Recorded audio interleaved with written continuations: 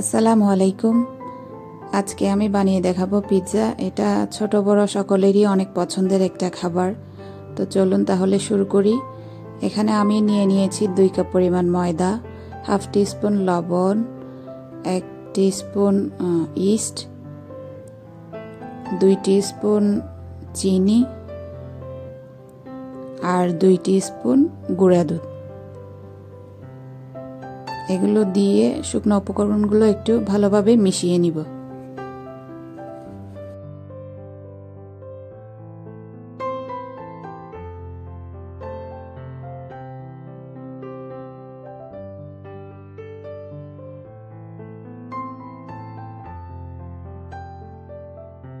ভালোভাবে মেশানো হয়ে গেলে তার মধ্যে দিয়ে দিব স্বাভাবিক তাপমাত্রার একটা ডিম আর নরমাল পানি দিয়ে ডোটাকে ভালোভাবে মাখিয়ে নিব।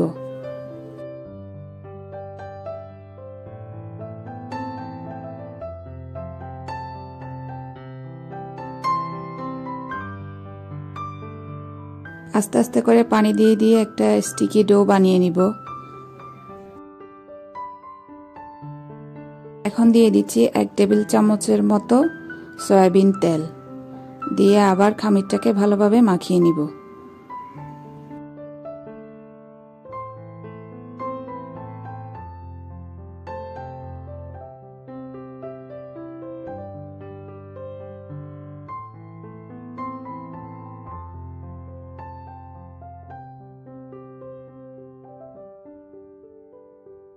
খামিরটাকে ভালোভাবে মাখা হয়ে গেলে ঢাকনা দিয়ে রেখে দিব যতক্ষণ পর্যন্ত না ডো এভাবে ফুলে ওঠে।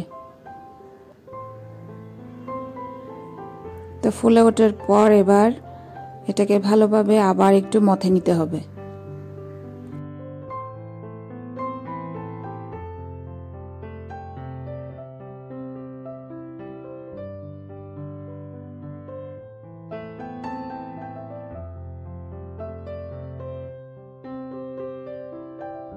এখন বানিয়ে নিব পিৎজার ফিলিংটা। একটা প্যানের মধ্যে পরিমাণ মতো তেল দিয়ে তার মধ্যে দিয়ে দিব ছোট টুকরো করা চিকেন। আজকে আমি চিকেন পিৎজা বানাবো, তার জন্য পরিমাণ মতো চিকেন দিয়ে নিয়েছি। চিকেনগুলো একটু 2 মিনিটের মতো নেড়েচেড়ে ভেজে নিব।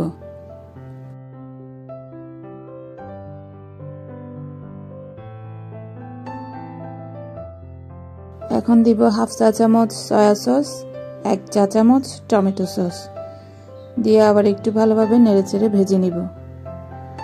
আর দিব সামান্য পরিমাণ গোলমরিচের গুঁড়া।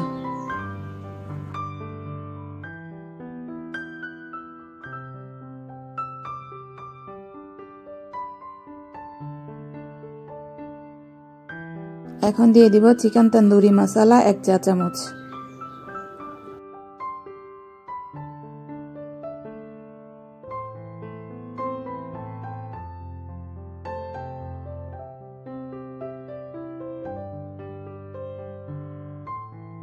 দিয়ে ভালোভাবে মাংসটাকে ভেজে নিব। এখানে কোনো প্রকার লবণ দিইনি, যেহেতু মশলার মধ্যে লবণ ছিল তাই। এখন মজরেলা চিজ গ্রেট করে নিচ্ছি।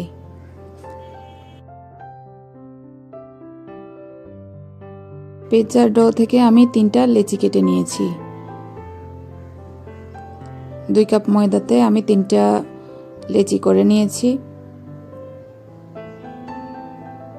একটা বড় রুটি বেলে নিচ্ছি। এখন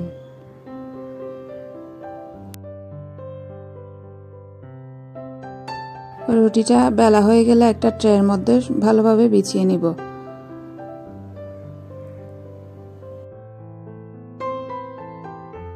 পরে একটা কাঁটা চামচ দিয়ে একটু ফুটো করে দিব।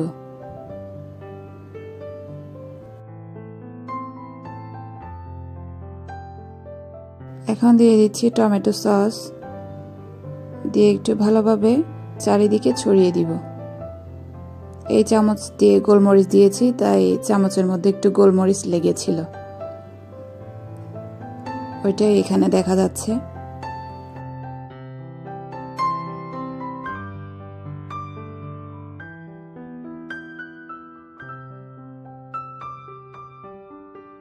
এখন উপর দিয়ে দিব গ্রেট করা চিজ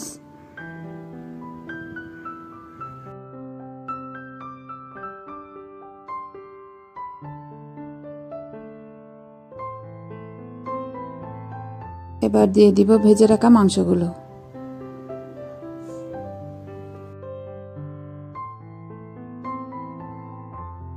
আমি এখানে কোনো প্রকারের সবজি ব্যবহার করিনি, আপনারা চাইলে পছন্দ মতো সবজি ব্যবহার করতে পারেন। এবার দিয়ে দিচ্ছি অরিগেনো।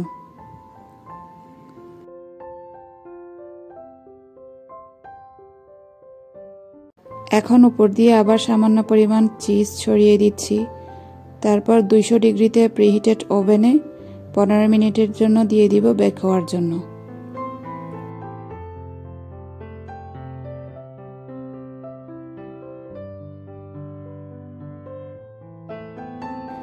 পনেরো মিনিটে এই পিৎজাটা রেডি হয়ে গেল। খুবই অল্প সময়ে অনেক সুস্বাদু একটা পিৎজা হয়, আর অনেক সফটও থাকে। আশা করি আপনাদের ভালো লাগবে। আজ তাহলে এখানে বিদায় নিচ্ছি। আসসালামু আলাইকুম।